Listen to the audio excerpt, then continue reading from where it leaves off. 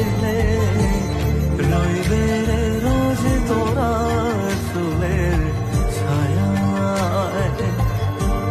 তুই নাকি মাসার বোঝনি, তোর কাছে নয় কিছুই কঠিন।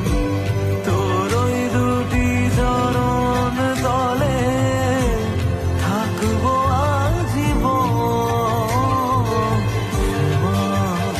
মা তোর